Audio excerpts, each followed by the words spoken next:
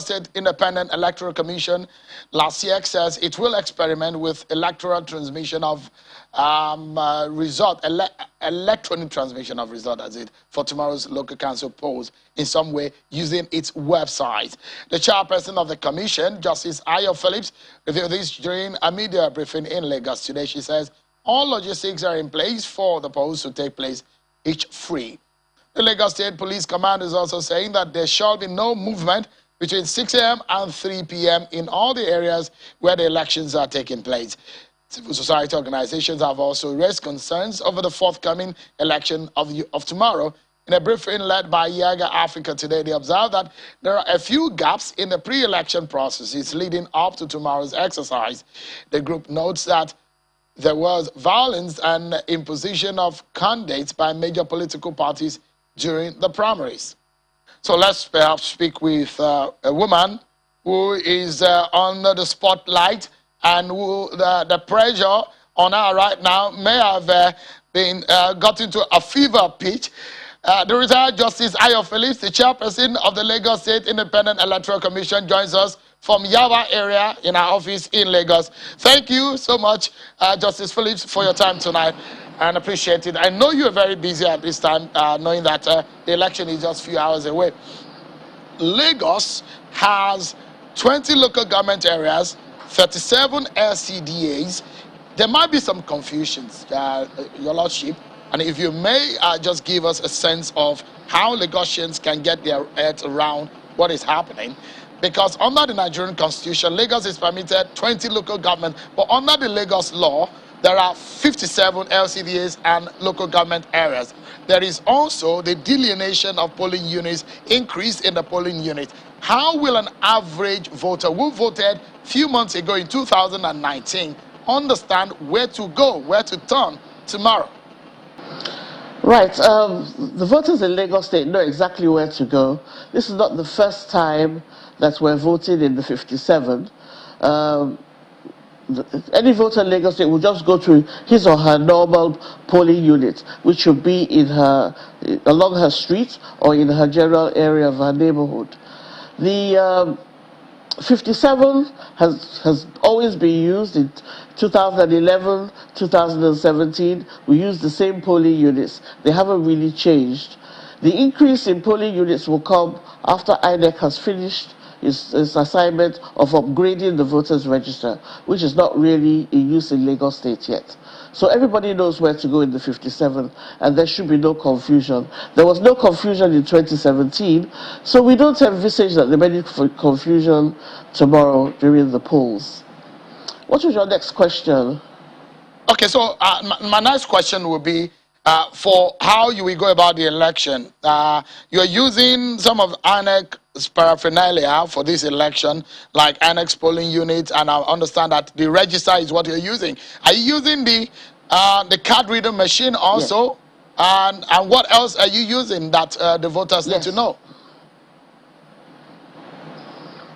We're using the card reader, so voters should turn up at their polling units with their voter's card, their permanent voter's card, or their temporary voter's card if they don't have a voter's card.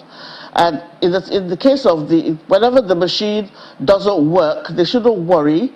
Their names will be put down on an incident sheet, which will be at the polling units, and that vote will count, in spite of the fact that the card reader did not really read the thumbprint. So there's nothing really to worry about. It's exactly as they vote during the general elections that they will vote again in the elections tomorrow.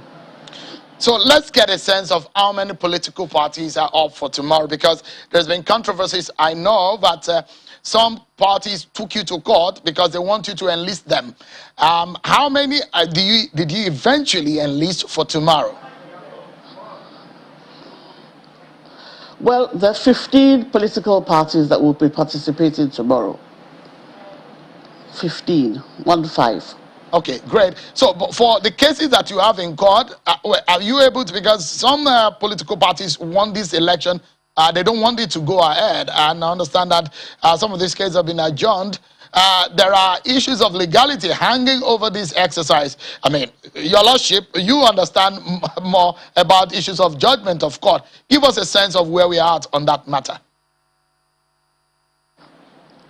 Well, the report I got from the court today is that all of our cases before one particular judge, about 4 of them, were transferred to the Lagos High Court because the Federal High Court has ruled that it does not have the jurisdiction to entertain those suits. The only case where an interim order was made against us in the case of the Youth Party, I was made to understand that that order has been discharged, and the matter referred to the Lagos State High Court. So it's been set aside, so we're free to go ahead and hold the elections tomorrow. We don't have anything legally by any order of court stopping us from doing so. So the coast is now clear for us to have the elections tomorrow. What about political parties who are still, from what I understand, a few hours ago or a few days ago, they're still substituting candidates? What is happening in that respect? Well, the LASIEC law was amended in 2017, Section 28 to be specific, to allow the party to substitute candidates up to 3 days before the election. That time expired up to 12 noon, 3 days before the election, which expired yesterday at 12 noon. So there have been some substitutions, and the new list has been prepared and it has been displayed on our notice board in front of our offices here. As to the disputes between party members who are not happy with the results of the primaries, that's an intra-party affair. We cannot interfere in that, and those matters have gone to court, and they'll be handled by the court. So, there are a lot of primary violence that emerged from the primaries. One of the political parties, at least one person, was reported killed or dead in that respect. How can voters be confident that when they go out tomorrow, their lives are secured? Well, we have worked hand in hand for over a month now with the security agencies, the police and the civil defense, who are really the frontliners, the Army, the Navy, the Air Force, and the Neighborhood Watch, and the Department of State Security. We've been working very closely. We're very aware of the security situation.